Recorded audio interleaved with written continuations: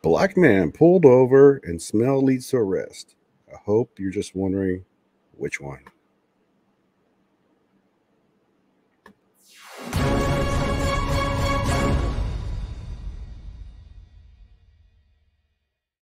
What up, everybody? Sorry for the short notice. I just trying to get this out, get that energy out for this guy that, well, he's gone through a thing, and I'm trying to help a person out.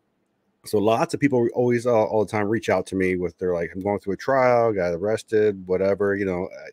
I'm just a guy that can help get you assistance or people championing for you. Other than that, it's you are your biggest advocate. So what am I talking about? So if you go to cannabislegalizationnews.com, you can find my newest article. Plus, our Facebook posts are up to date. Here, I'm going to post a link in the comments too, so you can check it out.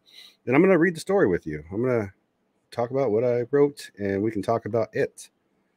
So originally, I was going to title this "Injustice for All," but I thought the black man gets pulled over, smell leads to arrest was more poignant because it's just so often and so happens so many times. So let me read.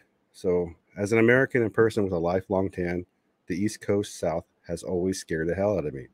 By looking at its law enforcement Facebook pages, a place makes being black a crime via smell and traffic violations.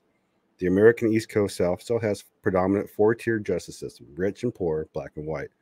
The recent viral Murdoch murders exemplify how this powerful system still exists, passed down from generation to generation. They figured out how to suppress a small portion of the population, not through slavery, but debt, a perpetual servitude. The icing on the cake here is you can't meet the cost of fines, you've now committed a crime. A crime enough where you serve time and become the property of the state behind bars, the thing you were initially trying to avoid. So, how bad would 1725 set you back? I think of my children, and if one needed bail, per se, it would take me a week or so, a week of being able to care for them. So, just keeping that in mind, just how fast can you get this money and meet the check marks that they require from you, right? So let me introduce you to Cortez Antwan Currie, a man who just settled his case, started with an arrest in August 2020. 3 years later, it took the system to process this El Chapo.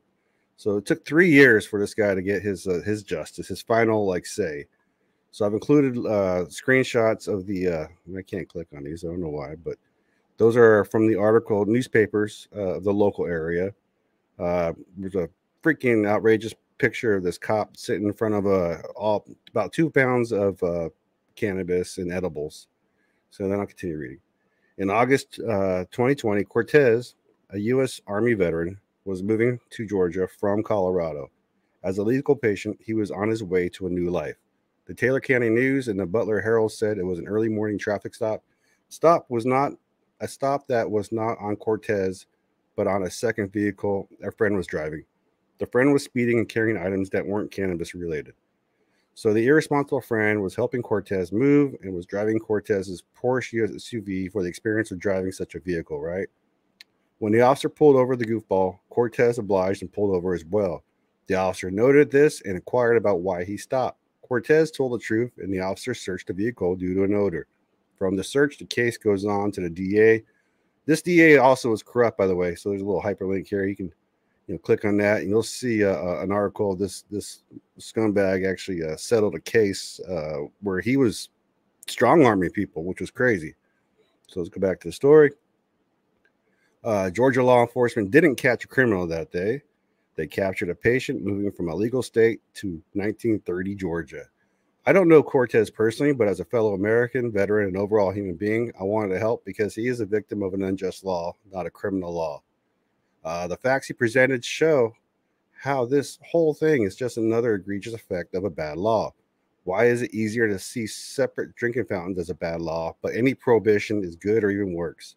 Besides the on and off 3 years of going to court, the arrest has turned Cortez's life upside down.